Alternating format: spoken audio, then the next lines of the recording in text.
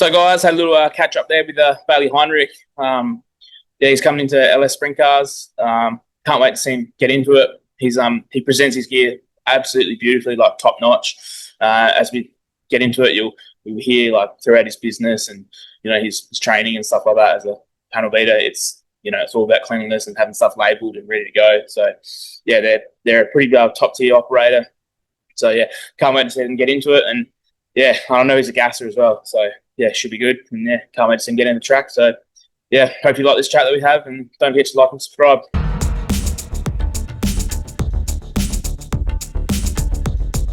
And we're up. Beautiful.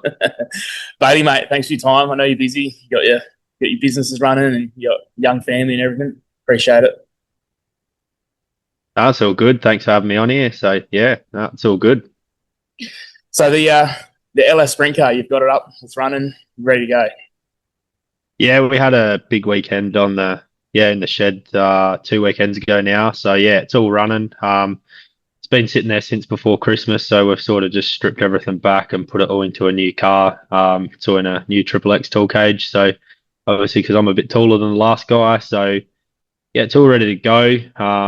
Been itching to fire it, so we fired it up, and it's all sitting there ready to go. So we're just sort of waiting for a practice now to be able to go to and turn some laps, and then sort of get motoring when the season starts. So for people that don't know either, you're not new to Speedway. You've raced streeties before and you've been around. Yeah, been around and I suppose done a bit. So you sort of started doing the street stocks. That's what obviously my dad he was doing in the 90s, and then Reese obviously then followed in his footsteps, and then sort of that's all I sort of knew. So we ended up doing that, and then it's just sort of got to the point where I suppose it was sort of looking away about getting out of Speedway or doing something different. So obviously the streety numbers sort of dwindled out a little bit, and then obviously I just love the competitive sort of racing, whether it's in wingless or hopefully the sprint cars. The LS deal, I think, give it 18 months is going to be I think there'll be 25 at the track every week. So that's sort of what I love. If you can, you'd be running fifth with 25 cars, I'm, happy with that rather than winning compared to, beating 10 cars. I just, I love the competitiveness of racing. And I suppose that's why, we started doing the wingless thing, because there's so many of them. And hopefully this LS sort of deal in SA grows as it has in other states. Yeah, I think it's already got the roots sort of showing through of you've got a wingless and you know how competitive the SA wingless stuff is. I can see it's already been laid out that the LS stuff's going to be pretty similar in SA as well, I think. Yeah, I agree. And that's, I suppose that's the thing, is the people that are at the higher end of wingless, I don't think, honestly, there's much price difference in probably doing it. You're going to burn maybe a little bit more methanol a night, and you're going to bolt wings on the car, but you get the top, 20 or 30 wingless across the the states, and drivers and car setups and crews, they've already got big haulers to haul their gear. They've got spare enough spares to rebuild a car. They've already got the infrastructure there to obviously then go on and do the LS deal, whether they want to or not. It's a different thing, but you can already see it in SA that the bigger teams and the guys with the experience are they're going to doing it. So, and it's still going to be a grassroots sort of sport, I guess, and a footstep, and a stepping stone to the 410 deal. I mean, a good wingless is probably going to be just as much as, an LS car now. So I think the price is probably the most appealing thing. Some people love them, some people hate them, but I just, the crowd, you'd say sprint car and they're there, aren't they? So, and I think honestly, that's a boost that SA Speedway needs, to be able to get more cars out there. And if this is a way of doing it, like I said, give it 12 months. And I think, if you review where it's at now to where it's going to be, I think there's going to be so many more people on the bandwagon for sure. Yeah, well, I went through the list today and there's 10 new sprint cars coming to SA, and they're all LS motors. So, yeah. Yeah, and that's huge. I mean, you've got probably the list in front of you. I don't know what the total list in sprint cars is. I mean, there might only be 25 in the state or 30 in the state, but like you've just said, you've got 10 new ones this year, and then once they're motoring and a few Vic guys travel across and vice versa, how many more are going to be there next year? You know, I think people just got to see them on track and see what it's like to then go, yeah, I want to be a part of that. I mean, at the moment it's a bit of a gamble, but look at every other state, they're motoring well and truly. Yeah, yeah. I think once we sort of get the foundations set, and obviously get a few more shows for you guys as well. It's always hard because obviously 410's always going to be a big thing. Like they're the Formula One of Speedway, and you're never going to get away from that, and deservingly so as well. Oh, and that's the thing, you know, you never want to take the shine away from the 410 because, like I said, this is still you still want it to be that sort of budgetable deal and that stepping stone to 410s. But I think this is actually going to be a way of doing it. You know, a good 360 motor is probably still on par with what a good a mediocre 410 is. So I think this, engine package, I've heard most of the guys have spent between 25 and 35 grand ready to go. A good wingless motor now, you're probably looking, bolt in the car, if it's all new and built by someone, probably 15 to 20. So depending on what you do and what you got. So really, I look at it and I think the high end guys in the wingless are going to go and do it. They don't have to sell their car and buy another one because they can just swap the motor out because it's so, it's got good parts on it. It's got all the good gear on it. So that's the way I and honestly, that's how we've sort of done it. Our cars are all interchangeable. They're just motors are different, it's interchangeable. And hey, hopefully maybe, 12 months down the track, we can phase out the wingless stuff and, sit back and have just, a sprint car there or whatever. So just see what it does. At the moment, we just want to, do the racing we can, obviously, in both just to get laps. That's a crucial thing for us is time in seat really is, I think that's key in any motorsport. So currently you're going to run the wingless and the sprint car this season? Yeah, that's our plan. So obviously in, I think it's 3.5 weeks, 4 weeks time, we're off to Darwin to do, we got a month and a half of racing planned up there in the wingless, so 8 nights. That's just purely we've been ready to go for sort of the last month with the wingless car. The LS car has been pretty well the same. I just want time in the seat. I want to be able to come back here and just get some more notes and develop our packages and just be comfortable. It's a big thing, I think personally. Build the notebook, and then obviously as different as they are, I haven't driven an LS sprint car or a sprint car, but there's got to be some similarities. If you're comfortable in one, and you know what your shocks do, and you know what your bars do, and you know how they handle. To a degree, they are a similar sort of. You're dealing with the same equipment, I suppose, if that it makes any sense. But it's just time in seat. That's where confidence is built, I suppose. And like I said, the sprint car's a whole new learning game for us, and a curve for us. But same thing, I just want to be able to do what we can. We've sort of penciled in a few of the big wingless shows. Hopefully, we want to do a fair bit of the LS stuff. Obviously, that's going to be, where we're going to spend a lot of our focus, but we still, to get the laps and, if there's a spell I've looked at the calendar in SA, I think there's a few spells where there's a month off. Well, at least we can jump in the wingless and, go and do a show or two between or whatever. Yeah. And then probably the good thing is with at least 10 new guys into the class, like you're all at the same level of learning and everything like that. And yeah, hopefully we could just see some good racing and not everyone go shoot stations. I think that's going to be the thing is like the people that are into it. I think everyone's sort of a tight knit group at the moment. They're happy to help each other. They're happy to pass on. No one's gonna race the cars around Murray Bridge or Wyler or wherever we're going to be racing. So everyone's going to be happy to share a bit of info. And I know a few of us guys are talking flat out now. Like Bronson and Jack, and even like Luke Squires with Brownie's crew and that. We're all talking about stuff now, and just we all want to. We're all going there to do the same thing. But I think if that's a thing, people that look in at the 10 or 12 that are going to be doing it now, and they are comfortable to ask questions. We're not going to know everything, but it's just about feeling welcome. And like I said, 10's a good number to start with. So I know the Rowitts and that. I talk to Andrew down there quite regularly.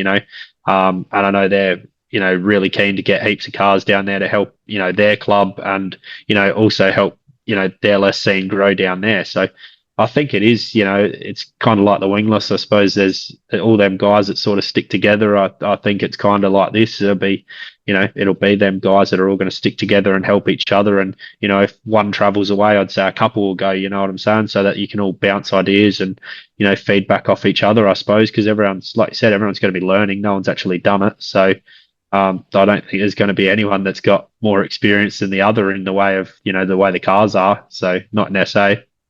Nah, yeah, I think you've got good people there involved. Like you got Brownie there, and like Luke was saying last night, he's got Corey and Matt are going to be helping out on that, and it's like there's just good people involved with it from the get go. Yeah, and that's the thing. I mean, like you said, you got Corey and Matt, and people like that are going to be involved in it. You've got people, that have got experience that can then help, the guys that are learning. This deal, you're not going to have a guy that's getting paid to be a crew chief. Essentially, you're going to have, guys that are going there to, help and be mates, and it's still going to have that serious tone to it, but at the same time, it's still going to be that fun sort of thing because it's not, everyone's going to be learning and wanting to help each other too. So, no, I think I'm looking forward to it. Like I said, I'm really looking forward to it. It's going to be awesome fun. I think that's for sure. So the one thing I noticed like this year with your wingless and your truck and that, like your presentation is like outstanding. So I'm assuming you've carried that over to the sprint car as well. Yeah, so basically that's the next step on the car. We're just sort of we've just sort of gone through. We've got a couple of new sponsors on board this year, which is cool. Got a couple of guys that were on with us last year. Me and Reese sort of merged what we had. We sort of separate, and then we sort of merged what we had together, which is that's helped heaps. Like he's got a lot of experience, and Reese is very good on the spanner. That was the thing when we did the wingless thing. He sort of understands and he knows what I'm saying when I feel and whatever else. So, and the sponsors, that's where we're at now. We've just finalised sort of a few that we've, the extra ones. So that's where we're at now is the sprint car design sort of getting done. We're sort of sticking similar to the wingless of what we've got at the moment. But yeah, we pride ourselves on, I don't know, presentation's key, your branding and you're representing, people. It's not just we don't look at it as, they sponsor us. We look at it as we got to give something to them. So, a few of the guys are hot on, they're watching play per view, they're watching, our posts on Facebook, like once we've posted something, they're texting us or ringing us an hour later, to say, oh, that's awesome. Or, we really interact with the people we got on board.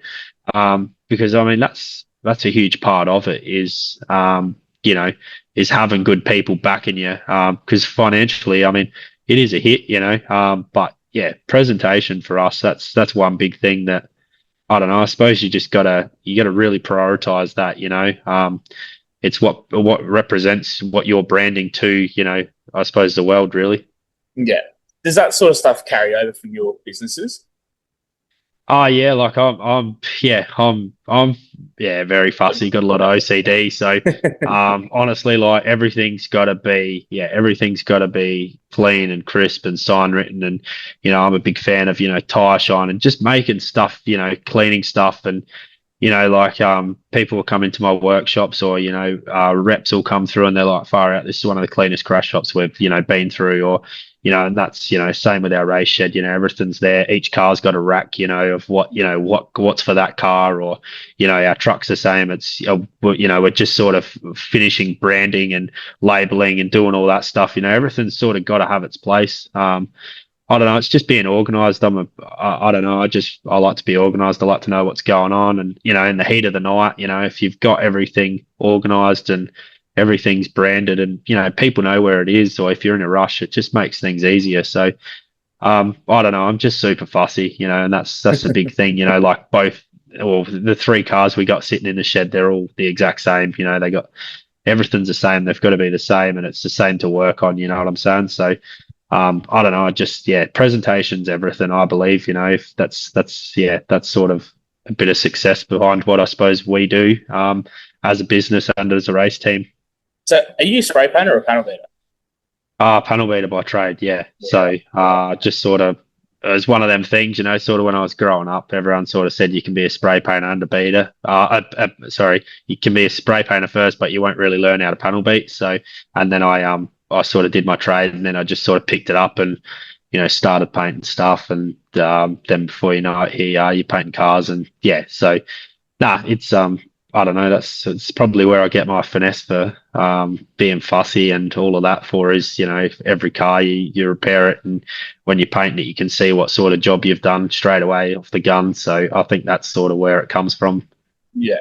So I'm a spray painter. So I did my time in an Italian crash shop, and Yeah, like yeah, I know what you're saying about like clean and stuff labeled, and yeah, like yeah, yeah. You do like that's the thing, like our spray booths are like 7 years old now, but they still look like they were put in 12, 18 months ago because they're just clean, they're looked after, they're big, expensive pieces of machinery. It's no different to I suppose it's no different to anything you do. I'm one of them people. If I buy it and look after it, it doesn't devalue as much. If you trash it within 12 months, well, you're not going to get any more use out of it or whatever. So yeah, it's just it's being fussy and looking after what you've got. I mean, yeah, I'm one of them people. I work pretty hard for what I've got and sort of done everything I've done off my own back. With the help of obviously my partner Carly and that sort of stuff. But like I said, it's hard work. So I'm not one of them people to sort of piss it up the wall, I suppose, if you say. yeah, yeah. Because I know like the crash shop that I did my time in, like there was no time to be like looking around for something. You had to go straight to the shelf and grab it, and it was like yeah, it's just the time and like the cleanliness is like everything's money and that. So it's like yeah, and it's Yeah, it carry. is. Yeah, 100%. And I mean, you're on schedules with, like with customers. That's a big thing. You're dealing with people every day. And, that's the big thing is if people want their cars back, like everyone relies on their car. So if you get their car in the shop for 3 weeks, well, you've got an unhappy customer. It's about doing a good job, and getting it done in a good time frame is the big, that's what we pride ourselves on. And like you said, if you're looking around for stuff and you got a dirty workshop, well, you're going to have dirty work. So that's, the cleaner everything is, the cleaner the jobs go. That's the big thing that we pride ourselves on. As you know, in a crash shop, how, dust and everything travels, you just can't have it. So, Yeah, I can definitely see that like that correlates in your life between work and then unfortunately your fun time it carries over. yeah, yeah. It's kind of good. Like I got my foreman at work, like he loves the racing sort of stuff. So generally like when I bring him through to the race and like he's just the same as me, everything's got to be clean. He'll go around and, make sure everything's clean, down to, shock shafts will be, wiped with, CRC and cleaned and shocks will be wiped and bolts will be clean, and that's I suppose, it's a big thing, if it's clean at the track or a lot of the cleaning's done when you get home as well is my big thing, because everyone loves to be in the spotlight at the track, but then you've always got them few guys that are hustling behind the scenes, doing the, we wash every night when we get, on the way home or get home after racing. So, that's a big thing, it's easy to do it while it's at the track and everyone's not there. But I always say if you can keep it sort of clean as you're going, same as with the truck, keep it clean as you're going. Well, it's easier when you get home and between weeks, it is a lot easier when you're going week to week racing. Yeah. So you've recently just upgraded your truck as well. Yeah, we just went to something a little bit, more modern, just something a little bit bigger. So, obviously with the trips we've got planned, we're going to Darwin in the next 3.5, 4 weeks. So, we just needed something that was going to be a little bit more practical for what we're doing. We sort of planned to go and do the Australian wingless title at the Motorplex. Sort of penciled it in with a question mark at the moment. Just depends on, there's a couple of shows locally around here, Mildura, and that we want to sort of get to. And it's just going to depend on obviously trying to juggle two cars at the moment, and sort of how we're going with the LS stuff as to, what we do. So I know it doesn't seem like far away, but it's still, it's coming up quick. I remember we talking about Darwin, 4 or 5 months ago, and it's like shit. Yeah, we're here in the next 4 or 5 weeks. We're going to be up there racing. And then we're sort of busy for a month and we get back and we got, I think, 3 to 4 weeks off and then So it's just going to depend on what the schedule does. Obviously, we really want to try and do what we can with the LS stuff. So obviously, 10 cars is, you sort of want all 10 cars there, I suppose, if that makes sense. If we prioritize our wingless stuff and there's only 8 cars or 9 cars because someone else has got other commitments too, I suppose it's one of them things we really, want to try and push that if we can, and do what we can in that, because like I said, we got a lot to learn. We're not, we're not going to try and say we don't. We've got a lot to learn, and the more shows we can do, hopefully, the more comfortable we can get. And obviously, we're starting from a book from scratch, so now we've got to build the notes up on this car and see where we're at and see what we can do in that. So yeah. So, and like, because you're in Port Pirie, aren't you? Yeah, that's correct. Yeah, Yep. yeah. So you're traveling regardless of what you're doing.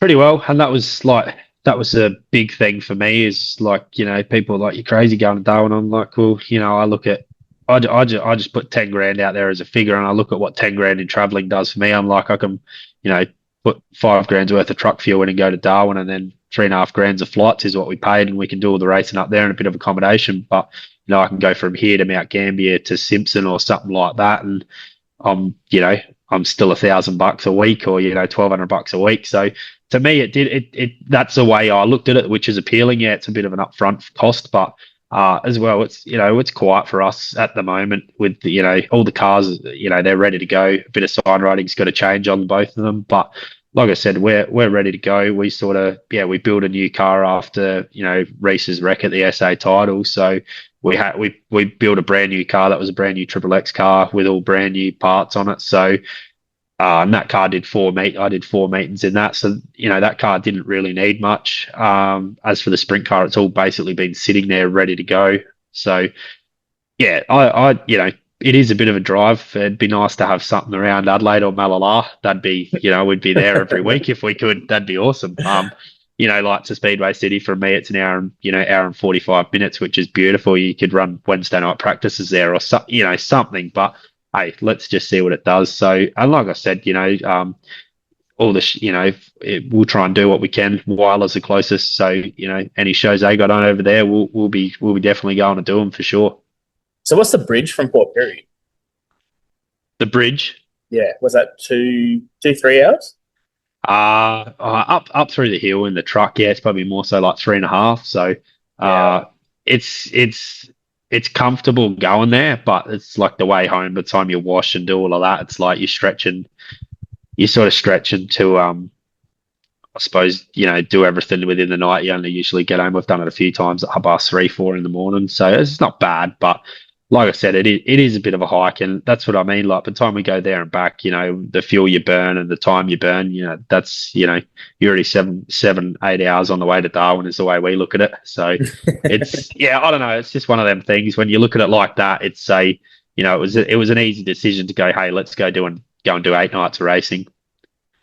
Yeah, and that's obviously a big chunky season there as well. Well, and that was the big thing that I look at. I'm like, seat time's crucial. I did 4 weeks in a row in the wingless, and I was like, from what I learned from the first week to the 4th week, I'm like, it was just, you couldn't put a price on that. And that's what I'm kind of like. If I come back here, I got 8 nights on, 20 other cars. It's 8 nights more comfortable than I am. Yeah, all right, it's not the sprint car, but like I said, then hopefully we'll get our engine freshened up in the wingless when we get back, and then we can do a bit of the DLS stuff as much as we can. That's like I said, I think there's 10 to 12 shows penciled in. We want to try and do all of them if we can. Yeah, because like one thing I noticed, you're one of the only guys that had a mule with a wingless, which sort of seems, I don't know, for some guys it seems wanky because like you don't really need one with a wingless, but you've done that in terms of you're planning to go to the sprint car this whole time, sort of thing.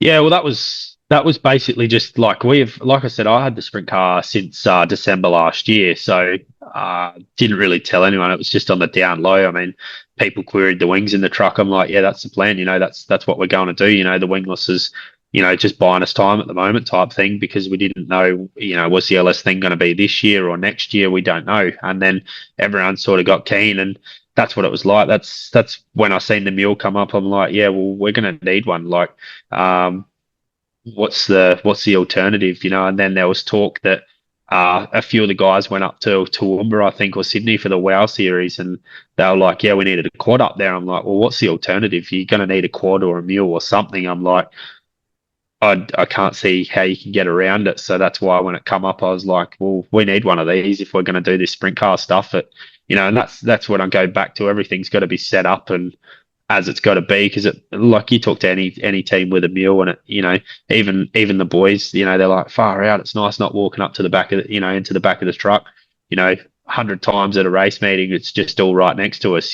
So I thought it was planning forward. I suppose if you like to work out, yeah, that's what we're going to be doing. So and like I said at the time, it was sort of there was sort of talk, yeah, people were going to build these LS cars and I'd sort of sold my street stock and trailer. I was like, yeah, well, I mean, I was sort of keen. I sort of razz Brownie up a bit at the start. And he's like, if you don't buy it, it's crazy. It's too good a deal. I was like, oh, righto, all right. So, and that's what I thought. Worst case, pluck the motor out and, we got another wingless car so I just didn't think I could really lose out. So, yeah, it was just, it just timed right, to be honest. And if it didn't probably fall the way it did, I probably wouldn't have done it. Yeah. Right. So what LS have you got in that? That's the 525, the crate motor. So that's I suppose that's what I don't know what a lot of guys are running. I suppose that's what that's what everyone's going to be sort of doing. I know a few guys are building a few of the LS2s, I think it is. So, I mean, yeah, that's what was in it. So that's what we'll run with. Yeah. Yeah.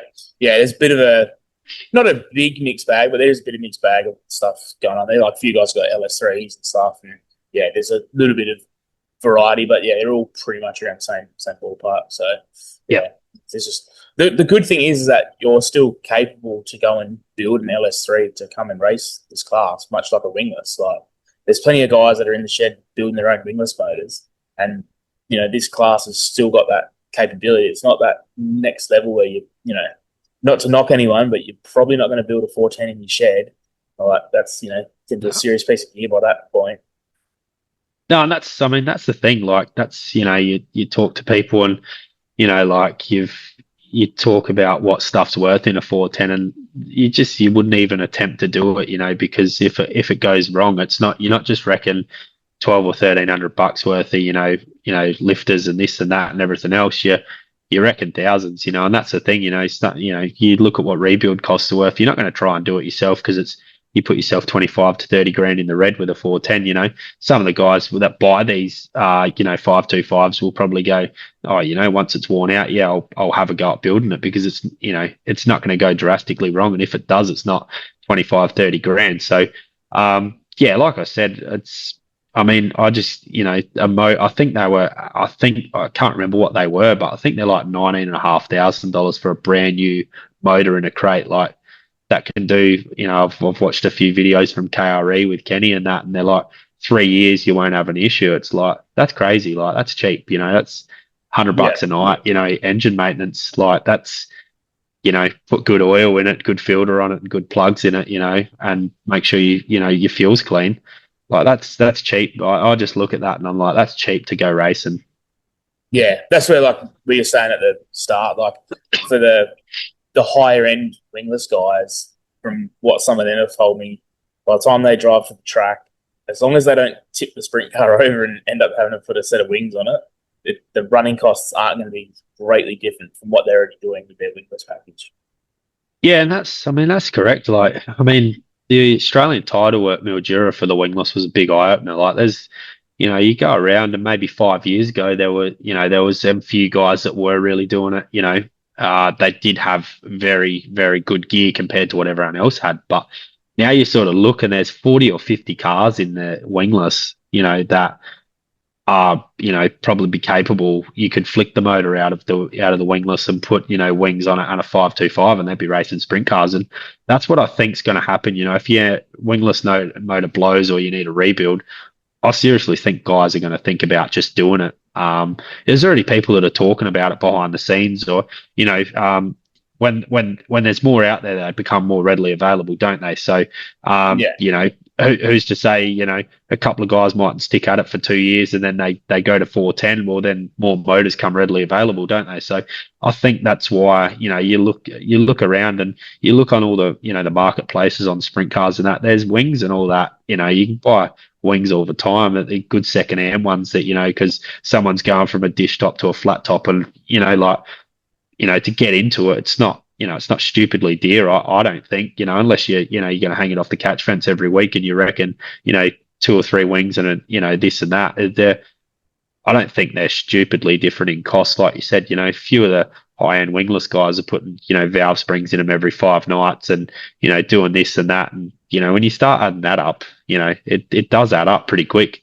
Yeah, yeah, yeah. I think I was actually even talking to you at the wingless title that there was no dungers there. Like if you go back No. 5-10 years ago, there would have been like a lot of farmer street cars. But like looking up and down that pit, like all the cars were presented so well. Like there was only like maybe 4 or 5 like junkers, and the rest of them are like they're all like they're incapable. Yeah, and that's we did speak about that. No, I 100% agree with it, and that's the other thing, you go and look. I mean, we go on the dummy grid for the A main, and I think nearly every car out there had a near new right rear, if not a brand new right rear on it, and maybe even a left, So you start looking at what's there, and it's like, this is what sprint car guys do, They'll obviously, you're not burning them up every night, but you can still use that wingless tire for maybe another 3 or 4 or 5 nights, but at the same time, there's obviously money there. There's obviously money to be able to do it. So, I don't know. Like I said, and that was a big thing for us. We mentioned sprint car to a couple of our partners that have been on board with us, and they're like, "Hell yeah, sprint car!" Like, yeah, we want to throw more in, and it's like, well, that's not what we were getting at. It's just like this is a path we're going down, and they're like, "Hell yeah, sprint car! That's what we want to be doing." Like, we want our name on a sprint car. We love them. That's what we go to Speedway to watch. So, and they don't care if it's a 410 or an LS car. And that was exactly what I said to Brownie. I said, their crowd up there they get is phenomenal, whether it's a 360 sprint car or a 410 sprint car. The people in Whyalla just want to see sprint cars around that track, and that's a big thing. If he can get, 8 or 10 LS cars there, wicked, that's the big thing is just, like I said, I think that it's going to really grow. Give it 12 months, and I think everyone will be like, yeah, wow, this is cool. Yeah, well, I had the conversation with Brownie and Matt one night about like, it's kind of sad to say it now, but like back in the day, Speedway City had 20 plus 360s and 20 plus 410s on the same night. There's 40 plus sprint cars in the pits, So if we can get back to that kind of stuff, like, man, we're in a good spot.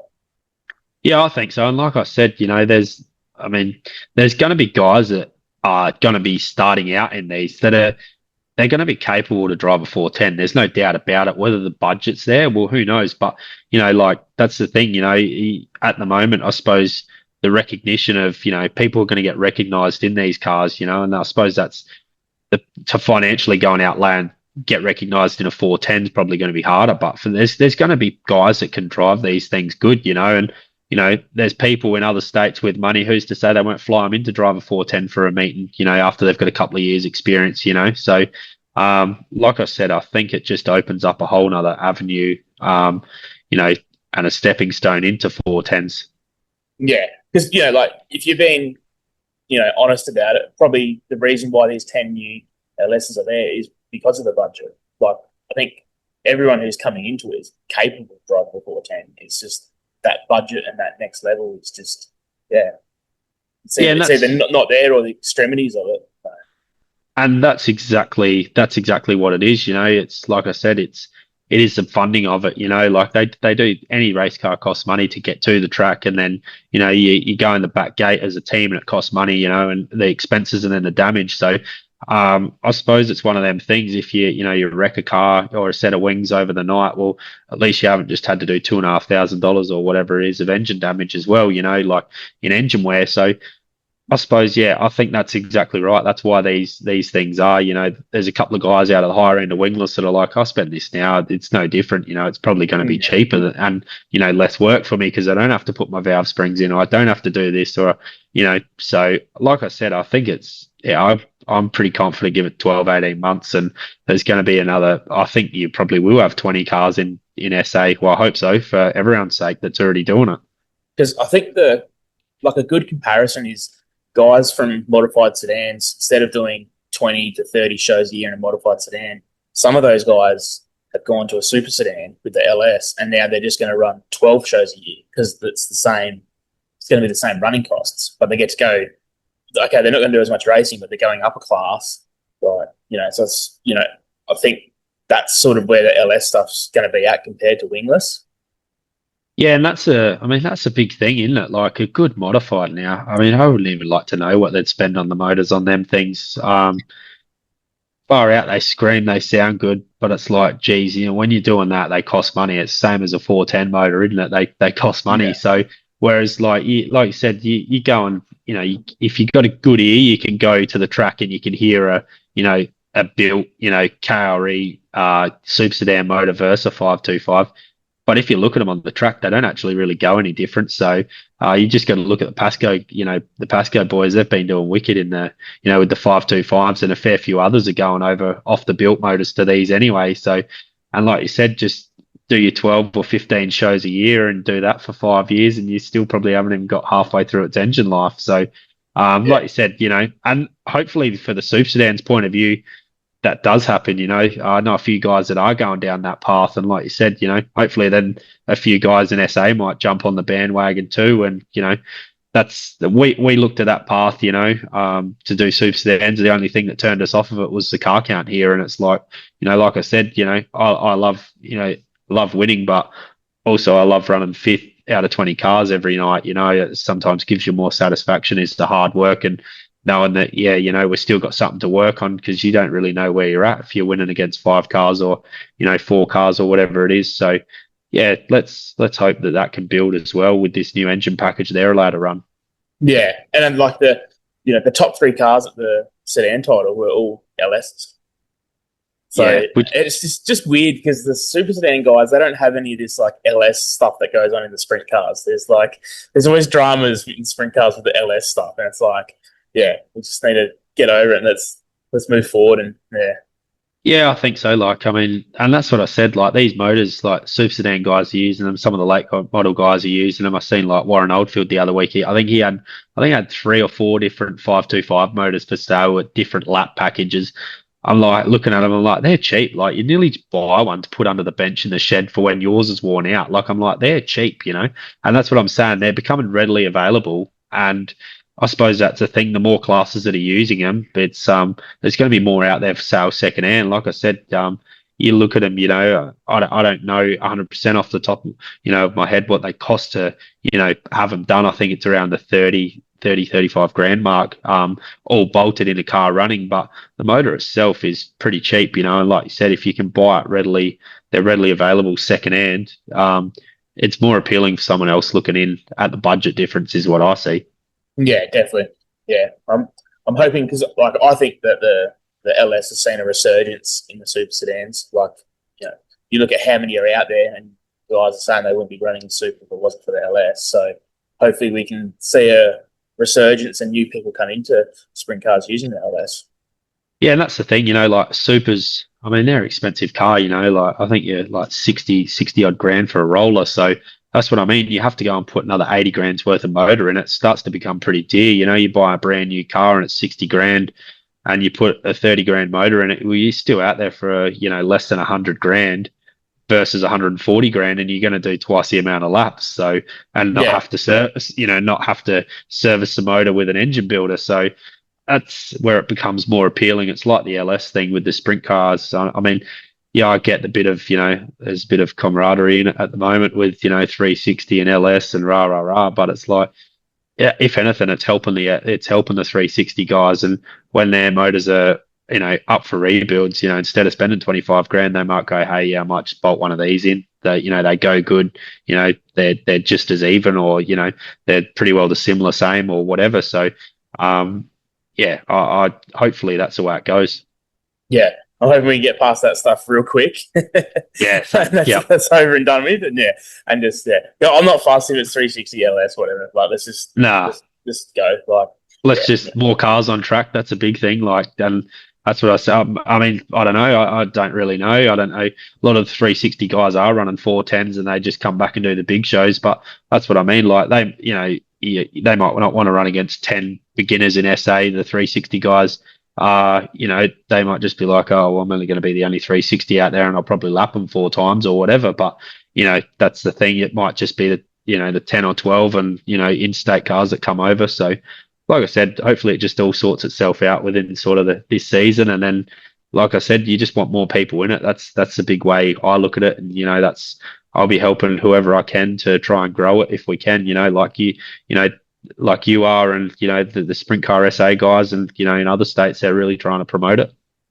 yeah. We need it. Like, that's basically the end of the story. We need it, and if this is what grows the sport, well, so be it. Let's go. That's what we Yeah, need. let's do it. That's Yeah. that's exactly right. Yep, 100%.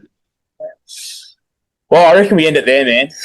let's go Sounds on the good. Yeah, let's go on the high. yeah, good stuff. All right. Well, can't wait to see you at the track.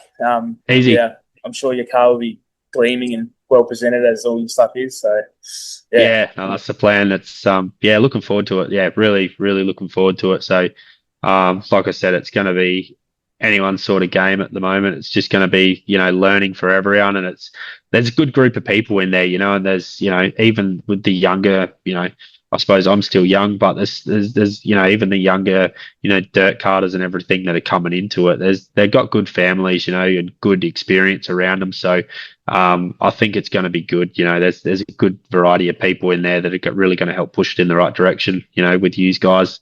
So no, looking forward to it. So it should be awesome. yeah, I agree. So, yeah. All right, man. Banging. Appreciate your Cool. time. Thanks, mate. Appreciate it. Cheers. All right. Talk to you. Cheers. See ya. See you, mate.